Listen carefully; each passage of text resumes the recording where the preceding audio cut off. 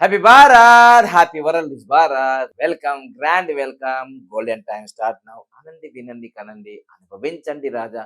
నేను మీ money power బాబా పండగం, యోగాచార్య, numerologist, excellent life coach. So మనం గురు ప్రార్థన చేసుకొని ఈ రోజు వీడియో మొదలు పెడదాం. ఓం సదాశివ సమారంభాం శంకరాచార్య మధ్యమాం అస్మదాచార్య పర్యంతం వందే గురు పరంపరాం. Welcome back. కర్కాటక రాశి వాళ్ళకి కర్కాటక రాశి వాళ్ళకి మనకు అక్షరాలు ఏం జరుగుతున్నాయి? అక్షరాలు అంటే ఆర్ అనే అక్షరం వేదిక ద్వారా ఆర్ అనే అక్షరం, సి అనే అక్షరం, కే అనే అక్షరం, టిఎస్ టిజెడ్ అనే అక్షరాలు కర్కాటక రాశి వాళ్ళకి.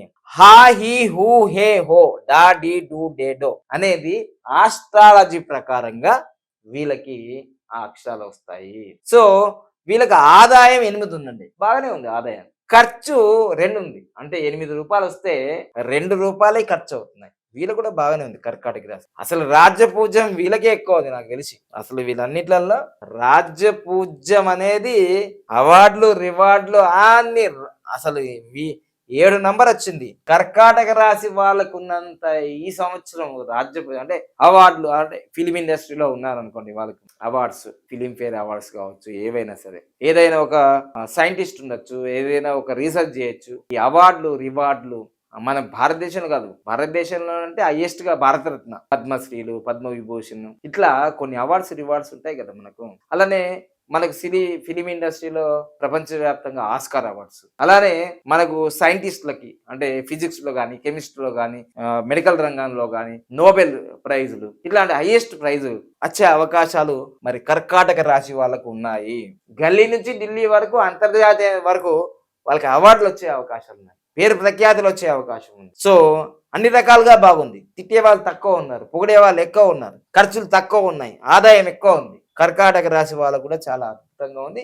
ఆ అక్షరాల్లో హా హీ హో హో హే డా డి డు డే, ఈ అక్షరాల్లో పేర్లు మొదలైన లేదా వేదిక అనుసారంగా ఆర్ అనే అక్షరం అంటే ఇప్పుడు మన ఎగ్జాంపుల్ రాజమౌళి గారు కావచ్చు, రామ్ చరణ్ కావచ్చు, మరి రేవంత్ రెడ్డి గారు ఆర్ అనే అక్షరమే కదా. మరి రాహుల్ గాంధీ గారు. చూద్దాం మరి ఈ 2025 ఎలా ఉందో. మనం చెప్తున్నాం కానీ అందరూ దీంట్లో ఉన్నారో లేదో తెలియదు కదా మనకు. వాళ్ళ జన్మ సంఖ్య, విధి సంఖ్య చూద్దాం.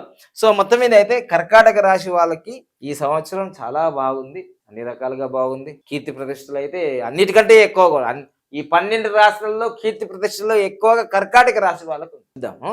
సో ఆల్ ద బెస్ట్ అండి. మీకైతే ఈ సంవత్సరం కీర్తి ప్రతిష్టలు, అవార్డులు రివార్డులు వచ్చే అవకాశాలు ఉన్నాయి. Happy Bharat, happy world Bharat. Thank you.